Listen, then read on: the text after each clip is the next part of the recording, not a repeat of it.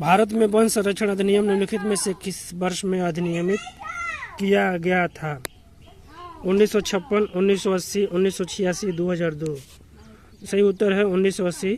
भारत में वन संरक्षण अधिनियम 1980 में अधिनियमित किया गया था। इसके तहत भारतीय वन को सुरक्षित करना, संरक्षित करना उद्देश्य था। और दूसरा, जो वनवासी है उनको अधिकार देना था वनों से संबंधित। तो इसको 1980 में भारत सरकार ने अधिनियमित किया था। समुद्र में बायोमास के संदर्भ में निम्नलिखित में से कौन से कथन सही हैं? समुद्र में बायोमास का पिरामिड सामान्यतः उल्टा होता है। मछलियों का बायोमास फाइटोप्लैंक्टन से कहीं अधिक है।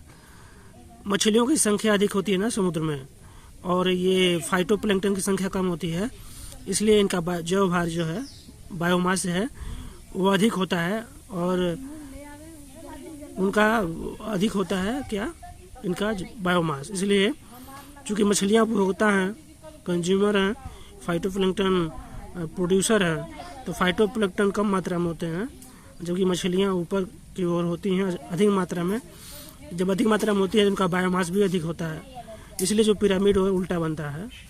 तो समुद्र में बायोमास के संदर्भ में से कौन से कथन सही है? दोनों कथन सही है, सी ऑप्शन सही है।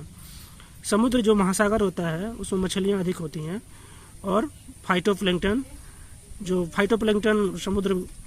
समुद्र के पारिस्थितिकी तंत्र में, समुद्र के इकोसिस्टम में फाइटोप्लैंक्टन उत्पादक होते हैं, और मछलियाँ जो उपभोक्ता होती हैं, मछलियों की संख्या अधिक होती है, और फाइटोप्लैंक्टन की संख्या कम होती है। इसलिए समुद्र में पिरामिड जो है उल्टा बनता है। दोनों कथन सही है, एक और दो दोनों सही। ह्यूमस के संदर्भ में निम्नलिखित में से कौन से कथन सही हैं? ह्यूमस को विघटित होने में बहुत लंबा समय लगता है।